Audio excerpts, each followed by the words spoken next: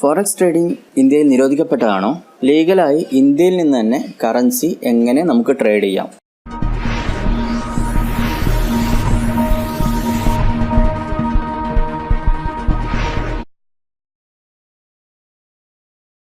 Hello friends, share market മലയാളത്തിൻ്റെ പുതിയൊരു എപ്പിസോഡിലേക്ക് സ്വാഗതം. നമ്മൾക്കിന്ന് അല്പം വ്യത്യസ്തമായി വേറൊരു ടോപ്പിക് ചർച്ച ചെയ്യാം. നമ്മളിന്ന് ചർച്ച ചെയ്യാൻ പോകുന്നത് എന്താണ് ഫോറക്സ് മാർക്കറ്റ്, അതിൻ്റെ ചെറിയൊരു ഹിസ്റ്ററി ഇന്ത്യയിലെ, കൂടാതെ നമുക്ക് ഇന്ത്യയിൽ തന്നെ ലീഗലായി എങ്ങനെ കറൻസി ട്രേഡ് ചെയ്യാം. ഇത്തരം കാര്യങ്ങളാണ് ഇന്ന് ചർച്ച ചെയ്യാൻ പോകുന്നത്. അപ്പോൾ നിങ്ങൾ ഈ വീഡിയോ അവസാനം വരെ കാണുക. ചാനൽ സബ്സ്ക്രൈബ് ചെയ്യാത്തവർ ഇപ്പോൾ തന്നെ സബ്സ്ക്രൈബ് ചെയ്യുക. ഇഷ്ടപ്പെട്ടാൽ ലൈക്ക് ചെയ്യുക. നിങ്ങൾക്ക് എന്തെങ്കിലും ഡൗട്ട് ഉണ്ടെങ്കിലോ കൂടുതൽ അറിയണമെങ്കിലോ ഇങ്ങനെയുള്ള ടോപ്പിക് ചർച്ച ചെയ്യണമെന്ന് ആഗ്രഹമുള്ളവർ കമൻറ്റ് വഴി അറിയിക്കുക. നമ്മൾ പലരും ഇക്വിറ്റികളിൽ അല്ലെങ്കിൽ സ്റ്റോക്ക് മാർക്കറ്റിൽ ട്രേഡ് ചെയ്യുന്നവരാണ്. ചിലർ കമ്മ്യൂണിറ്റിയിൽ ട്രേഡ് ചെയ്യാറുണ്ട്. അതേപോലെ ബോണ്ടുകളിൽ നമുക്ക് ട്രേഡ് ചെയ്യാം. അതേപോലെ തന്നെ കറൻസികളിൽ നമുക്ക് ട്രേഡ് ചെയ്യാൻ പറ്റും.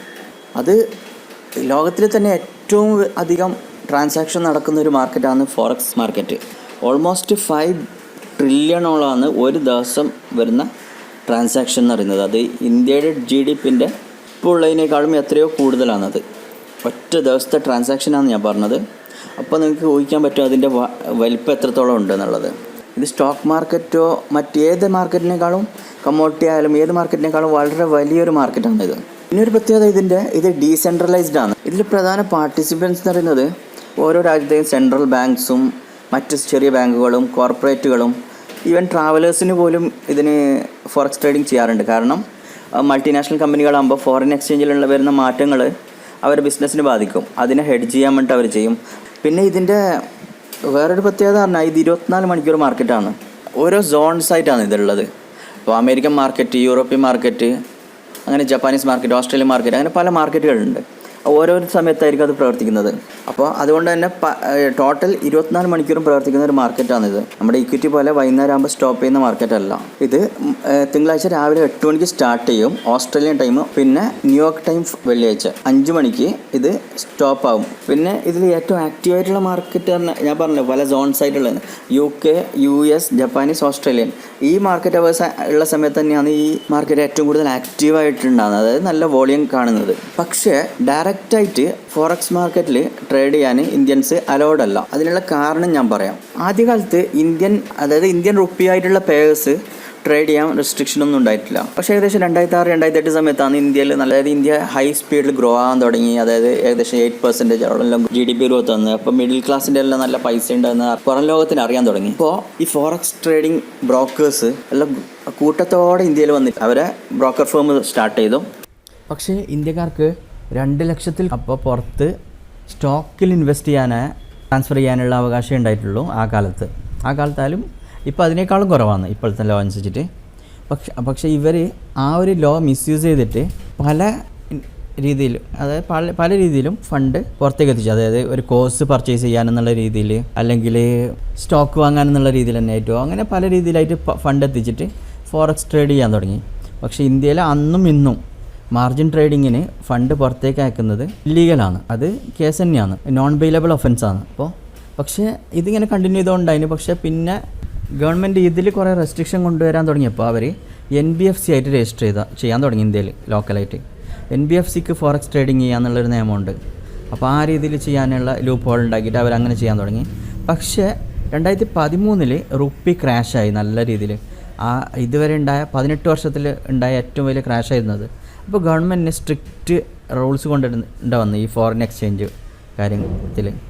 അങ്ങനെ അവർ ഈ 2 lakh എന്നുള്ള ലിമിറ്റ് വളരെയധികം കുറച്ച് ഡോളർ പുറത്തേക്ക് ഒഴുകുന്നത് മാക്സിമം ഇവർ കൺട്രോൾ ചെയ്യാൻ തുടങ്ങി. കാരണം നമ്മളിപ്പോൾ ഫോറക്സിൽ ട്രേഡ് ചെയ്യുമ്പോൾ ലോസ് വന്നാൽ ഡോളർ വാങ്ങേണ്ടി വരും. അപ്പോൾ അത് ഡോളർ ഫ്ലോ ചെയ്യുന്നതാണ് പുറത്തേക്ക്. അപ്പോൾ അങ്ങനെയുള്ള കാര്യങ്ങൾ ഡോളർ പുറത്തേക്ക് വന്ന രീതി പൂർണ്ണമായിട്ട് കൺട്രോൾ ചെയ്യാൻ തുടങ്ങി. അങ്ങനെ ഇതിലെല്ലാം റെസ്ട്രിക്ഷൻ വന്നു. അപ്പോൾ മുമ്പ് ഉണ്ടായ നിയമം തന്നെയാണ്, അതായത് മാർജിൻ ട്രേഡിങ്ങിന് പുറത്തേക്ക് ഫണ്ടാക്കാൻ പാടില്ല എന്നുള്ളത്. അത് നോൺ ബെയിലബിൾ ഒഫൻസാണ്.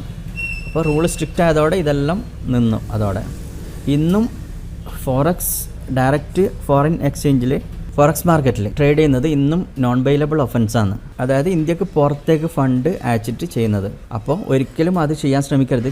അഥവാ പല രീതിയിലും ചില രീതിയിൽ ചെയ്യുന്നുണ്ട് പലരും, പക്ഷെ അത് പിന്നീട് പിടിക്കപ്പെട്ടാൽ വളരെ പ്രശ്നമായിട്ട് മാറും. കാരണം നമ്മൾ അക്കൗണ്ട് പോലും ഫ്രീസ് ചെയ്യപ്പെടാൻ ചാൻസ് ഉണ്ട്. അപ്പോൾ നമ്മൾ അക്കൗണ്ട് ഫ്രീസ് ചെയ്താലുള്ള പ്രശ്നം അറിയാമല്ലോ. അപ്പോൾ നമുക്ക് ഇതെങ്ങനെ ട്രേഡ് ചെയ്യാം ഇന്ത്യയിൽ ലീഗലായിട്ട് നോക്കാം. RBI റൂൾ അനുസരിച്ചിട്ട് NSE, BSE, MCS, XX ഈ 3 മെയിൻ ആയിട്ടുള്ള ഇന്ത്യയിലുള്ള എക്സ്ചേഞ്ചസ് ആണുള്ളത്. ഈ സെബിൻ്റെ കീഴിൽ വരുന്ന 3 എക്സ്ചേഞ്ചസ്. ഈ എക്സ്ചേഞ്ചിൽ വഴി നമുക്ക് കറൻസികൾ ട്രേഡ് ചെയ്യാം ഇതാക്കിയിട്ടുണ്ട്. അപ്പോൾ ഈ 3 എക്സ്ചേഞ്ചുകളും കറൻസി പ്രൊഡക്ട്സ് ഇപ്പോൾ ഇറക്കുന്നുണ്ട്. NSE കുറേ പ്രൊഡക്ട്സ് ഇറക്കിയിട്ടുണ്ട്, BSE ഇറക്കിക്കൊണ്ട് വരുന്നുണ്ട്, MCX അടുത്ത് തന്നെ സ്റ്റാർട്ട് ചെയ്യും. NSE മെയിനായിട്ട് ഇറക്കിയിട്ടുള്ളത് ഇപ്പോൾ ഇന്ത്യൻ റുപ്പി ആയിട്ടുള്ള പെയേഴ്സാണ്, ഫോറിൻ കറൻസിൻ്റെ. അതായത് USD ആയിട്ടുള്ള US ഡോളർ ആയിട്ടുള്ള ഒരു പെയർ, USDINR, EURINR യൂറോ ആയിട്ടുള്ള പെയർ, GBPINR അതായത് ഗ്രേറ്റ് ബ്രിട്ടൻ പൗണ്ട് ആയിട്ടുള്ള INR, ഇന്ത്യൻ റുപ്പി ആയിട്ടുള്ള ഇത്, പിന്നെ ജപ്പാനീസ് yen INR, JPYINR ഇത്രയാണ് ഇന്ത്യൻ റുപ്പി ആയിട്ടുള്ള ക്രോസ് പേയേഴ്സ് ഉള്ളത്. അതുകൂടാതെ 3 ക്രോസ് പേയേഴ്സ്, അതായത് റുപ്പി ഇല്ലാത്ത 3 പേയേഴ്സ് കൂടി ഇറക്കിയിട്ടുണ്ട്. അത് EURUSD, GBPUSD, USD JPY. ഇത് 3 ക്രോസ് പേയേഴ്സ്, അതായത് റുപ്പി ഇല്ലാത്ത പേയേഴ്സ്. ഇത്രയും നമുക്ക് NSE വഴി ട്രേഡ് ചെയ്യാം. ഇതിൻ്റെ എല്ലാം ഫ്യൂച്ചേഴ്സും ഓപ്ഷൻസും അവൈലബിൾ ആണ്. വോളിയം വളരെ കുറവാണ് പല പേയേഴ്സിലും. അപ്പോൾ നല്ലൊരു വോളിയം കാണാൻ പറ്റുന്ന നമുക്ക് USDINR തന്നെയാണ്. ഇനി ഇതിൻ്റെ ടൈമിംഗ് നോക്കാം. നമുക്ക് സാധാരണ ഇക്വിറ്റി മാർക്കറ്റ് സ്റ്റാർട്ട് ചെയ്യുന്ന 9:15 മുതൽ 3:30 വരെയാണ്. പക്ഷേ ഇതിൻ്റെ ടൈമിംഗ് പറഞ്ഞാൽ 9 മണിക്ക് സ്റ്റാർട്ട് ചെയ്തിട്ട് വൈകുന്നേരം 5 മണി വരെ ട്രേഡ് ചെയ്യാം നമുക്ക്. അതുകൂടാതെ ക്രോസ് കറൻസി പേയേഴ്സ് ഞാൻ 3 പറഞ്ഞു, EURUSD, GBPUSD, USD JPY. ഇത് നമുക്ക് രാവിലെ 9 മണി മുതൽ 7:30 വരെ, വൈകുന്നേരം 7:30 വരെ ട്രേഡ് ചെയ്യാൻ പറ്റും. ഇനി ഇത് എങ്ങനെ ട്രേഡ് ചെയ്യുന്നതെന്ന് അറിയണ്ടേ. NSE, BSE, MCX ഈ 3 നമ്മളെ സാധാരണ ബ്രോക്കേഴ്സ് ഉണ്ടല്ലോ, സറോദ, ഷെയർഖാനി, ഫയേഴ്സ്, ഏത് ബ്രോക്കർ ആയാലും, ജിയോജിത്ത് ആയാലും, ഏത് ബ്രോക്കറിൻ്റെ ഫോം നമ്മൾ ആദ്യം ഫില്ല് ചെയ്ത് കൊടുക്കുമ്പോൾ അതിൽ ടിക്ക് ഇടാനുള്ള ഓപ്ഷൻ ഉണ്ട്. Equity, futures and options, commodity, currency എന്നുള്ള കോളെല്ലാം കാണാൻ പറ്റും നിങ്ങൾക്ക്. അപ്പോൾ അതിൽ കറൻസി നമുക്ക് ടിക്ക് ചെയ്തിട്ടുണ്ടെങ്കിൽ നിങ്ങളുടെ ബ്രോക്കർ വഴി തന്നെ നിങ്ങൾക്ക് കറൻസി ട്രേഡ് ചെയ്യാം. നിങ്ങൾ നോർമൽ ബ്രോക്കർ ജിയോജിത്ത്. പക്ഷേ ഇവരെ ഈ കോമൺ ആയിട്ടുള്ള ഈ ബ്രോക്കർ അല്ലാതെ ഫോറക്സിൻ്റെ ബ്രോക്കർ എന്ന് പറഞ്ഞിട്ട് തന്നെ വേറെ ഫോറിൻ ബ്രോക്കേഴ്സ് ഉണ്ടാകലുണ്ട്. അതിലൊന്നും ട്രേഡ് ചെയ്യുന്നത് റിസ്ക്കാണ്. കാരണം അവർ ലീഗലി NSE ആയിട്ട് രജിസ്റ്റർ ചെയ്തിട്ടുണ്ടാവില്ല.